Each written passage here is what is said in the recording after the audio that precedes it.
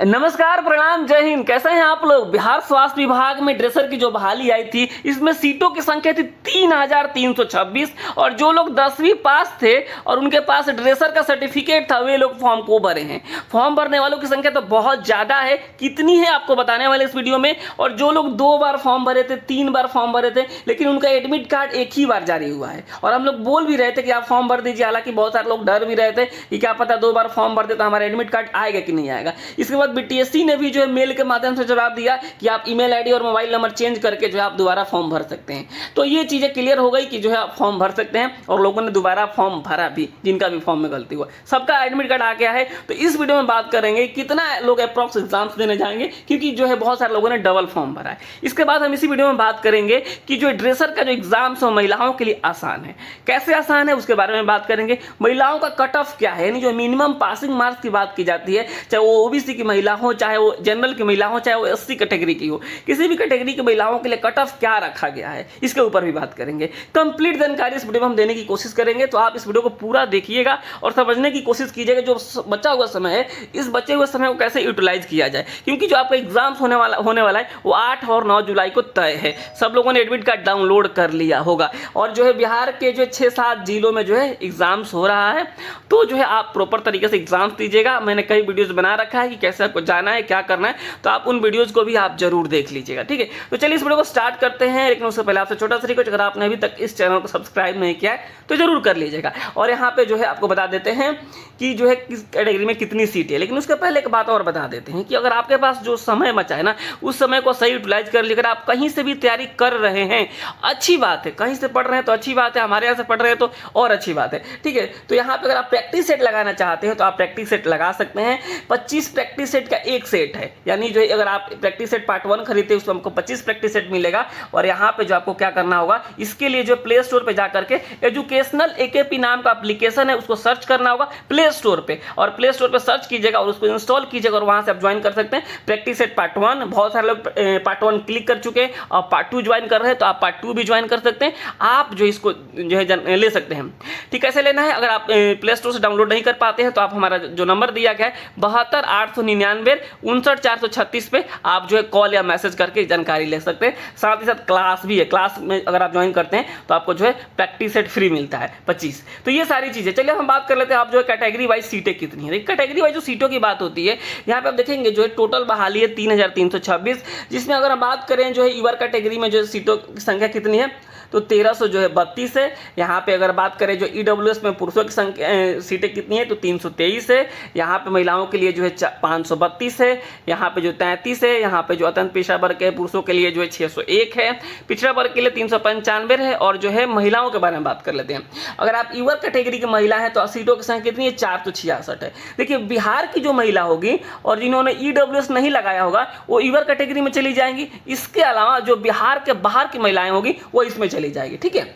और दूसरा आता है ईडब्ल्यूएस, तो बिहार की जो महिला होगी ईडब्ल्यूएस वाला सर्टिफिकेट लगाई होगी तो आप 117 पर फाइट कीजिएगा। अगर आप अनुसूचित जाति की हैं तो आप 186 पर जो है फाइट कीजिएगा।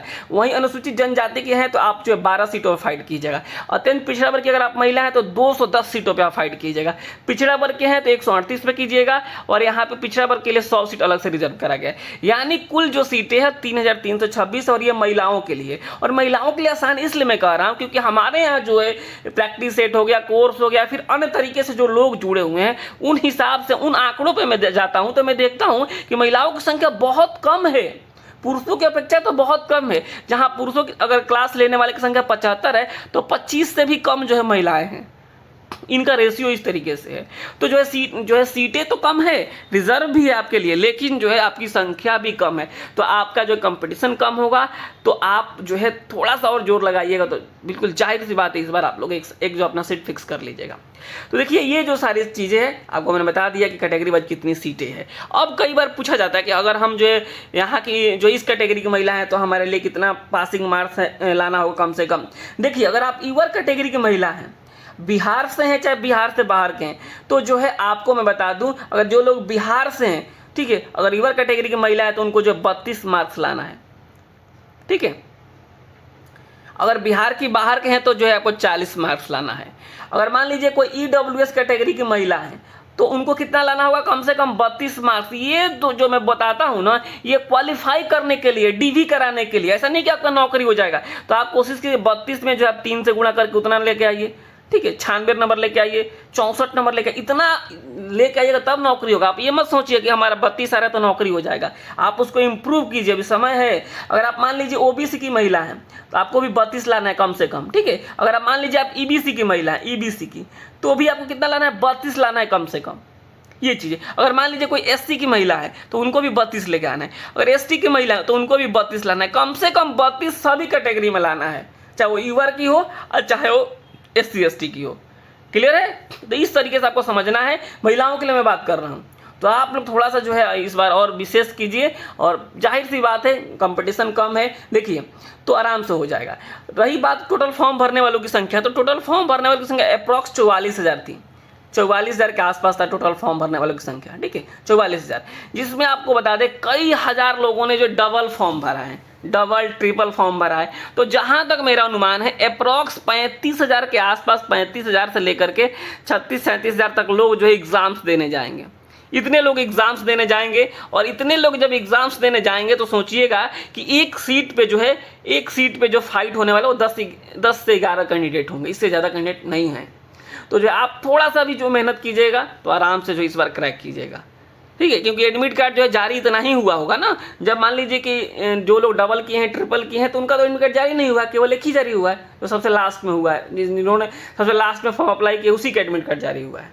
तो ये जो चीज़ें बहुत ज़्यादा फाइट नहीं है, आराम से इस बार आप क्रैक कर सकते हैं। अगर आप जो है अभी से भी जो है लगता है कि नहीं हमें इस बार कुछ कर लेना है, ठीक है। तो ये सारी चीज़ें थी। बहुत सारे लोग जो पूछ रहे थे कि महिलाओं के लिए कितनी सीटें हैं और जो इनके लिए कट ऑफ क्या रखा गया है, तो सबके लिए 32 रखा गया, ठीक है। तो इस वीडियो के माध्यम से ये चीज़ें हमें बतानी थी। बाकी आप जो एडमिट कार्ड डाउनलोड कर लीजिए, और डाउनलोड करने के बाद से अपनी तैयारी शुरू कर दीजिए। बिहार के कई जिलों में एग्जाम्स हो रहे हैं, जैसे कि मुजफ्फरपुर हो गया, भागलपुर हो गया, दरभंगा हो गया, पटना हो गया, इस तरीके से आसपास के जिलों में एग्जाम्स हो रहे हैं। तो आप एग्जाम्स दीजिए, और जो एग्जाम्स बिल्कुल जो है बढ़िया तरीके से होगा, ठीक है। इसमें कोई डाउट वाली बात मत सोचिएगा, और किसी तरीके के जो है आपको तिगड़मबाजी में नहीं पड़ना है। आपको बस अपने मेहनत पे भरोसा करना है और एग्जाम्स देना है, क्योंकि यहाँ पे सारी पारदर्शिता की तरह से बीटीएससी सारी बहाली को पूरा कर रहा है। मैं बता रहा हूँ पूरी पारदर्शिता के साथ, यानी जो आप टिक आउट करेंगे उसको भी बताया जाएगा, कितना आपका नंबर बन रहा है इसको भी बताया जाएगा, मेरिट जारी कराया जाएगा, सब कुछ किया जाएगा। तो बिल्कुल पारदर्शिता है, तो किसी तरीके का जो है इसमें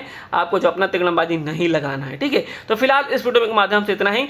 आप चैनल को चाहें तो सब्सक्राइब कर सकते हैं, और आपका मन है, आपको लगता है कि नहीं हम अपनी तैयारी को थोड़ा सा और इम्प्रूव करना चाहते हैं, तो आप प्रैक्टिस सेट या फिर क्लास जो बन करे आप ज्वाइन कर सकते हैं। प्ले स्टोर पे जाएंगे और वहां से सर्च करेंगे, या फिर दिए गए नंबर पे आप जो है मैसेज करेंगे। नंबर एक बार और मैं बता देता हूँ, ये वाला नंबर है, ठीक है, 72 899 59 436, ठीक है। नमस्कार, धन्यवाद।